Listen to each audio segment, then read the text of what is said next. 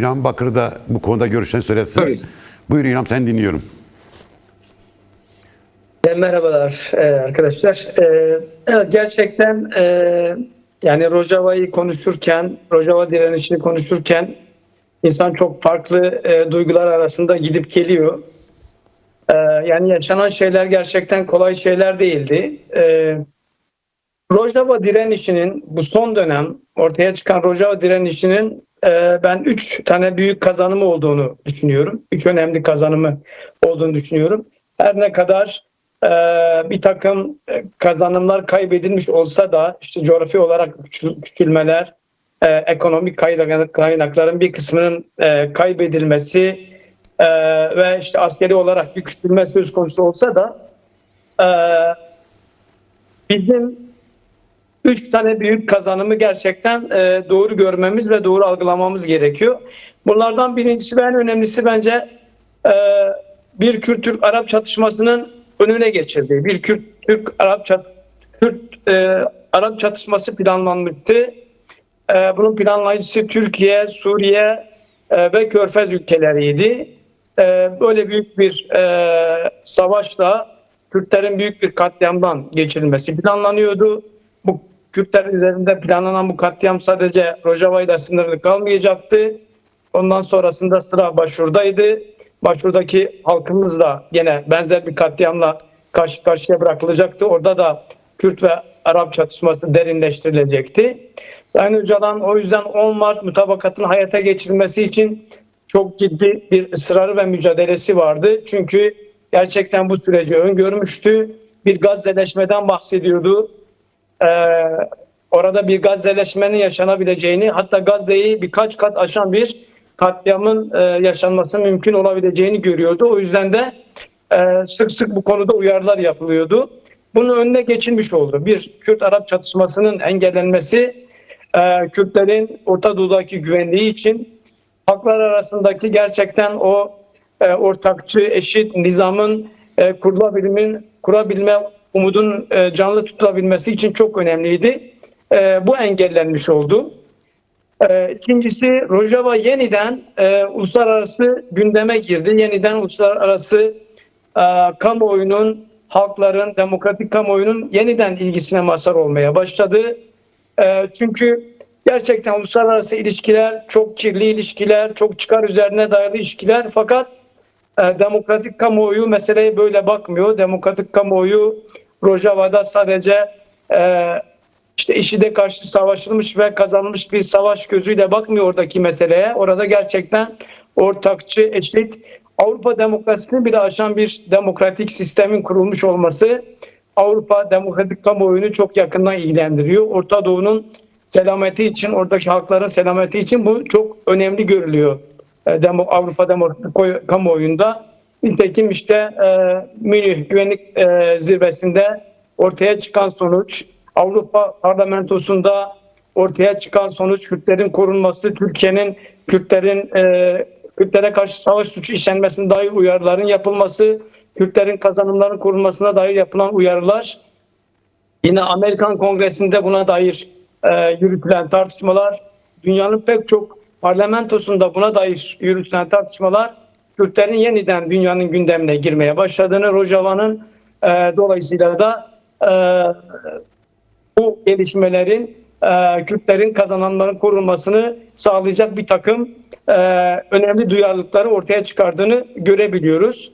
Ve üçüncü büyük kazanım ise Kürtler arasında tarihte belki şu son yüzyılda görülmemiş düzeyde bir birlik ruhunun ortaya çıkmasıydı ki Münih Güvenlik Anlaşması ya da Rojava'daki katliamın durdurulmasını sağlayan en önemli etken buydu. Kürtlerin Rojava nezdinde yaşadıkları birlik ruhu hem bu katliamı durdurdu hem de Kürtlerin ileriki aşamada büyük kazanımlar elde edebilmesinin bir zeminini yaratmış oldu. Evet. Bu zemin çok önemli bir zemin. Bu zeminin korunması ve geliştirilmesi bütün Kürt severlerinin öncelikli görevidir diye düşünüyorum. Evet. İlham, sen nasıl bakıyorsun bu meseleye? SDG-Şam Anlaşması ne getirdi ve bundan sonra ne getirecek? Çünkü hala taşlar yerine oynamış değil, oturmuş değil. Taşlar yerine oynadı ama oturmuş değil. Suriye'de aslında ne olacağı da belli değil. Bu İran meselesi var. Irak meselesi çok gündemde. İşte Gazze meselesi hala çözülmedi. Evet, buradan harekete baktığımız zaman bu anlaşmayı nereye oturtmamız gerekiyor? Doğan Hocam özetti biraz zaten. Yani gerçekten Kürtler Rojava'da yenildi, kaybetti, geri çekildi, ihanet etti, sattı söylemleri ne iyi niyetli söylemler olarak okumak mümkün değil. Bu söylemlerin, bu propagandanın tümü aslında Kürtlere düşman devletlerin, yapıların hizmetinde söylemler. Başka türlü algılamak mümkün değil bunu. Öyle kimsenin Kürtler için devlet kurmak istediği falan da yoktu.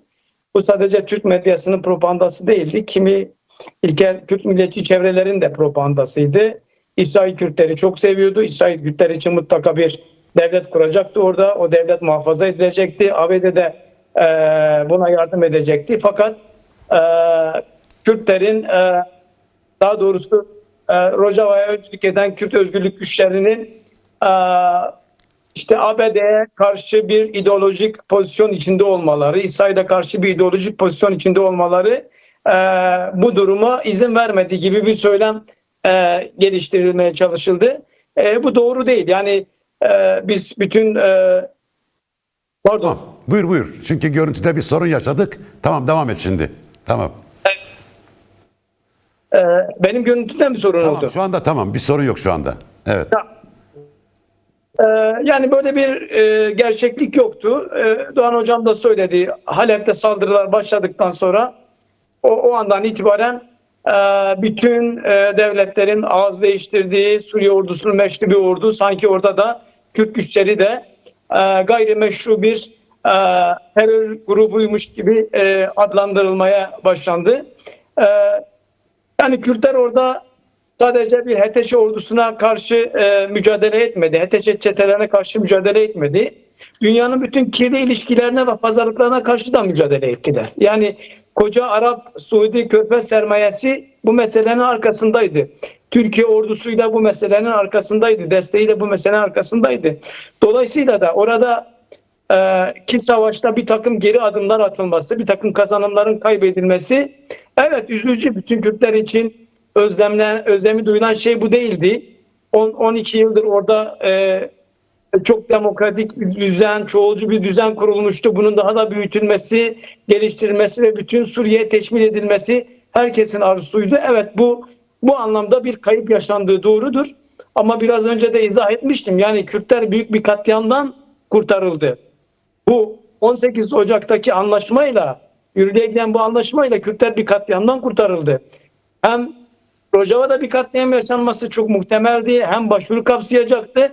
Daha sonrasında da Rojava'da İran'a bir müdahale durumunda Rojava'daki Kürtlerin herhangi bir parçadaki Kürtlerden destek almasının önü engellenecekti ve dolayısıyla oradaki Kürtlerin de herhangi bir kazanıma ulaşması mümkün olamayacaktı. Şimdi bütün bu tehlike bertaraf edilmiştir. Bir kere bu çok önemli bir şeydir. İkincisi, Kürtler kendi biraz doğal sınırlarına çekildiler. Kürt coğrafyasına çekildiler. Ve askeri birliklerini koruyorlar. En önemlisi bu yani. Kürtler öz savunmadan ve öz yönetimden asla vazgeçmemişlerdir. Bu kırmızı çizgileridir. Kürtler orada öz savunmayı ve öz yönetimi koruyorlar bu anlaşmayla. Bu anlaşmanın en önemli kısmı budur. Şimdi İlham, söz sendeyken sen devam et. Oradan bir konu başına seninle açalım. Şimdi tabii bütün bu hikaye yaşanırken 30 Ocak anlaşması sonrası şöyle düşünüldü. Rojava gitti mi, ne oldu falan gibi. Fakat biz Rojava'yı başka bir küresel şeyde gördük. Platformda gördük. Yani Münih'te gördük. İşte Mazlum Avdi ve İlhan Ahmet, Amerika Birleşik Devletleri Dışişleri Bakanı, Almanya Dışişleri Bakanı, Suudi Arabistan Dışişleri Bakanı, Fransa Cumhurbaşkanı ve birçok kesimle bir görüşmeler yaptılar. Yani bir muhatap kabul edildi. Şimdi bu, sence bu Rojava'ya küresel destek sahaya, Suriye'ye nasıl yansıyacak? Yani Erşar artık tek başına gidebilir mi, yoksa artık Kürtlerle ve Suriye'nin diğer bileşenleriyle oturup yeni bir yol aramak zorunda kalıyor mu? Çünkü burada artık yeni bir politik durum ortaya çıktı. Yani bu küresel destek böyle kendiliğinden ortaya çıkmadı. Evet. Birileri böyle merhametli ortaya çıkmadı. bu küresel desteğin ortaya çıkmasının en önemli %90 sebebi Kürt halkının 4 parça Kürdistan'da, diasporada çok güçlü bir direnişiydi.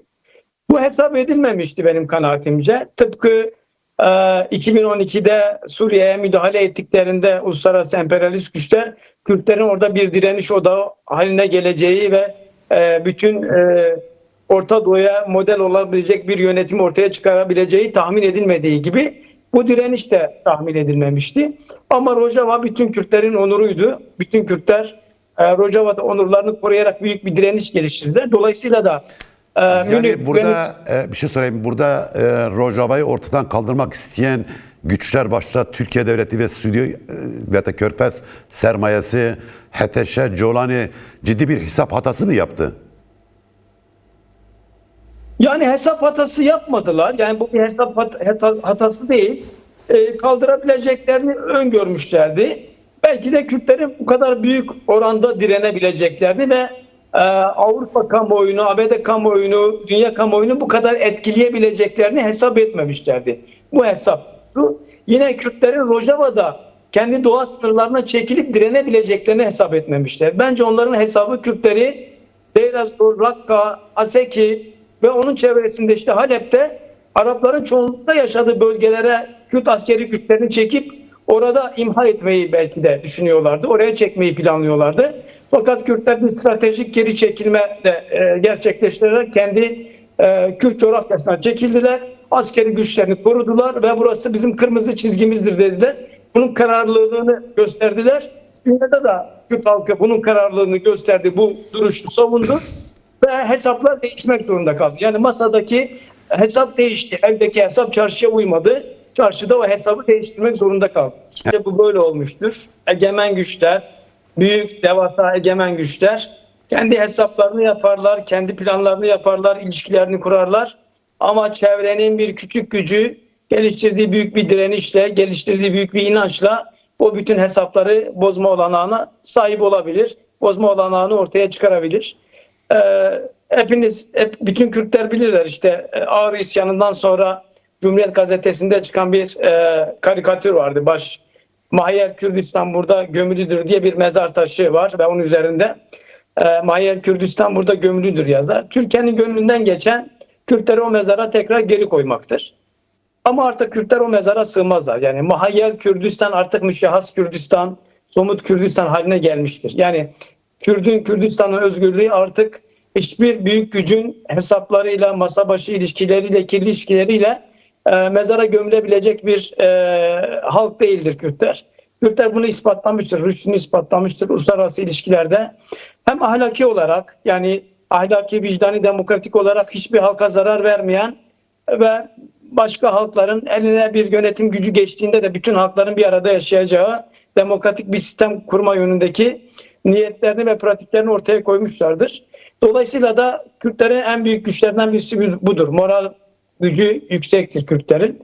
İkincisi Mazlum Abdi'ye sormuşlardı. Siz bu anlaşmaya güveniyor musunuz? Suriye hükümetine güveniyor musunuz diye. Mazlum Abdi dedi ki biz politikamızı güven ilişkileri üzerine kurmuyoruz. Bizim garantörümüz halkımızdır demişti.